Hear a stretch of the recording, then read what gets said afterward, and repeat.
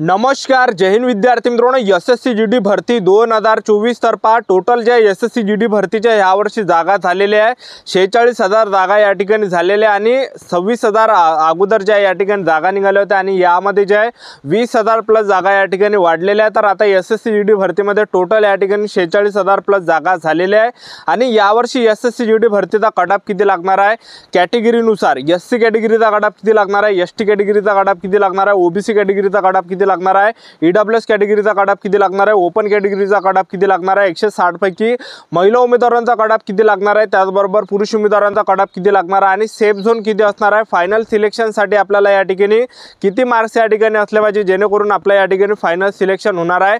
तर भरपूर विद्यार्थ्यांची मला वारंवार एकच कमेंट होती की सर एसएससी जीडी भरतीचा ह्या वर्षी कट ऑफ किती लागणार आहे, कारण की जागा सुद्धा या ठिकाणी वाढलेल्या आहे। एसएससी जीडीच्या 46,000 प्लस या ठिकाणी जागा झालेल्या आहे आणि यावर्षी जे कट ऑफ सुद्धा कमी लागणार आहे त्याचा सुद्धा कारण मी तुम्हाला समोर सांगणार आहे। तर आजच्या व्हिडिओच्या माध्यमातून मी याबद्दल सांगणार आहे की एसएससी जीडी भरतीचा कॅटेगरीनुसार कट ऑफ किती लागणार आहे, सेफ झोन किती असणार आहे, सिलेक्शन घेण्यासाठी किती मार्क्स या ठिकाणी आपल्याला या ठिकाणी असले पाहिजे। तर आजचा व्हिडिओ खूप महत्त्वाचा होणार आहे, व्हिडिओ शेवटपर्यंत बघा आणि व्हिडिओला आताच लाईक करा।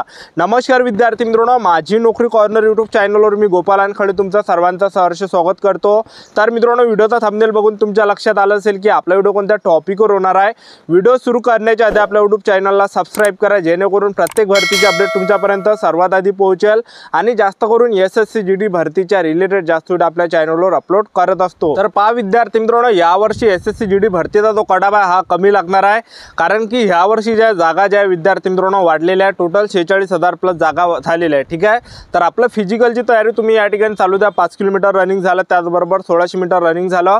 तर एसएससी जीडी भरतीचा जो रिझल्ट आहे हा लवकरच येणार आहे, कारण की यावर्षी एसएससी जीडीचं जे फिजिकल आहे हे आयटीबीपी घेणार आहे आणि आयटीबीपी वाले जे या ठिकाणी चिप सुद्धा या ठिकाणी लावू शकते। ठीक आहे, तर या ठिकाणी जे आयटीबीपी यावर्षी जे एसएससी जीडीचा फिजिकल घेणार आहे तर फिजिकलची तुम्ही तयारी चालू ठेवा। 1-2 हप्त्यामध्ये या ठिकाणी रिझल्ट लागणार आहे एसएससी जीडीचा आणि एसएससी जीडी भरतीचं जे ग्राउंड आहे जे फिजिकल आहे तर हे जे जुलैच्या एंडिंगला या ठिकाणी सुरुवात होणार आहे। ठीक आहे, तर यावर्षी जवळपास 2 लाख विद्यार्थी ते फिजिकलसाठी बोलावणार आहे। ठीक आहे, आणि 2 लाख विद्यार्थ्यांचं जे फिजिकल आहे घ्यायला त्यांना जास्त टाइम लागत नाही, 6-7 दिवसात ते फिजिकल कंप्लीट करणार आहे, कारण की मागच्या भरतीमध्ये 50,000 जागांसाठी ती भरती होती। तर त्या विद्यार्थ्यांसाठी ज्या जवळपास 4 लाख विद्यार्थी फिजिकलसाठी बोलावले होते आणि 4 लाख विद्यार्थ्यांचं जे फिजिकल आहे हे 15 दिवसात त्यांनी केलं होतं।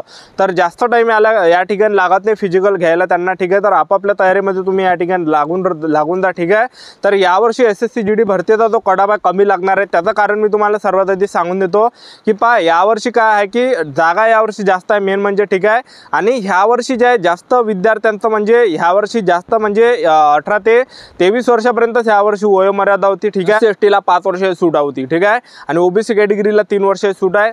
तर एवढे यावर्षी वयोमर्यादावाले विद्यार्थी होते आणि यावर्षी एक्स्ट्रा 3 वर्षाची सूट नव्हती। आणि मागच्या भरतीमध्ये तर विद्यार्थी मित्रांनो आपण बघितलं 2022च्या तर त्यावेळेस काय होतं की एक्स्ट्रा 3 वर्ष सूट देण्यात आली होती।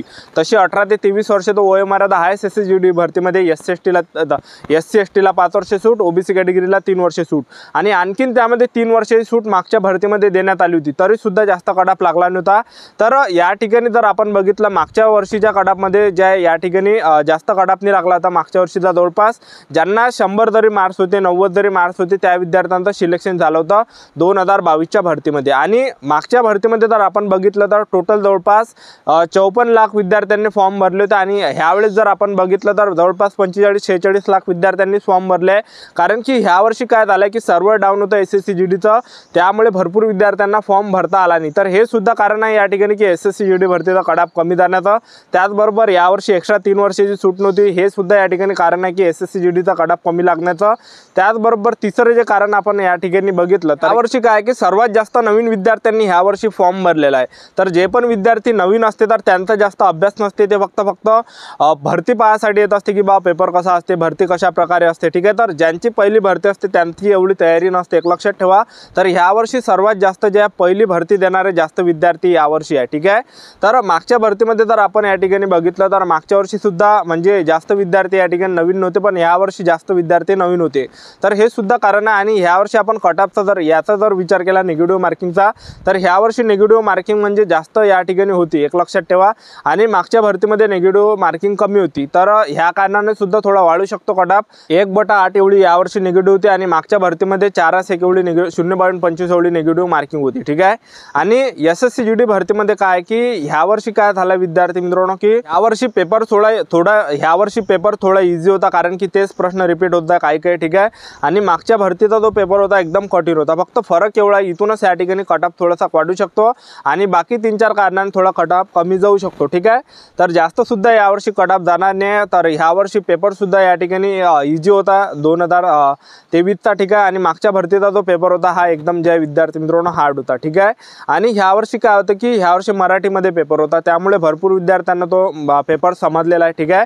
तर ह्या वर्षी महाराष्ट्राचा कट ऑफ किती जाऊ शकतो ते तुम्हाला या ठिकाणी सांगून देतो।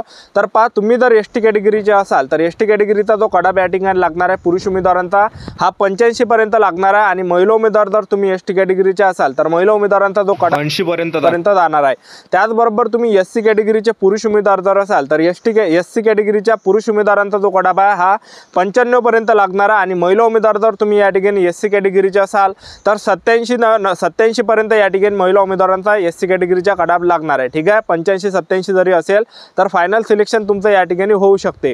त्याचबरोबर आपण OBC कॅटेगरीचा जर या ठिकाणी विचार केला तर OBC कॅटेगरीचा जो कट ऑफ लागणार आहे, OBC कॅटेगरीचा पुरुष उमेदवारांचा 100 पर्यंत कट ऑफ लागणार आहे आणि महिला उमेदवार जर OBC कॅटेगरीचा असाल तर महिला उमेदवारांचा जो कट ऑफ आहे हा 90-95 पर्यंत या ठिकाणी लागणार आहे, ठीक आहे। त्याचबरोबर EWS कॅटेगरीचा जो यावर्षी कट ऑफ लागणार आहे फायनल तर 160 पैकी मी तुम्हाला या ठिकाणी कट ऑफ सांगत आहे।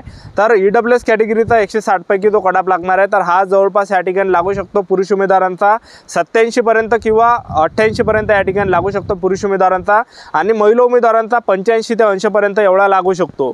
त्याचबरोबर ओपन कॅटेगरीचा जो कट ऑफ लागणार आहे 160 पैकी तर ओपन कॅटेगरीच्या पुरुष उमेदवारांचा जो कट ऑफ आहे हा 110 पर्यंत लागणार आहे किंवा 105 पर्यंत लागणार आहे आणि महिला उमेदवारांचा जो कट ऑफ आहे ओपन कॅटेगरीचा तर हा 100 पर्यंत या ठिकाणी लागणार आहे। तर एवढा कट ऑफ यावर्षी 160 पैकी यावर्षी लागू शकते। तर एवढाच यावर्षी कट ऑफ जे विद्यार्थी मित्रांनो जाणार आहे, कारण की यावर्षी जागा जास्त आहे। मी जो तुम्हाला हा कट ऑफ सांगितला यापेक्षा 5 मार्कांनी कमी सुद्धा लागू शकतो, एक लक्षात ठेवा, ठीक आहे।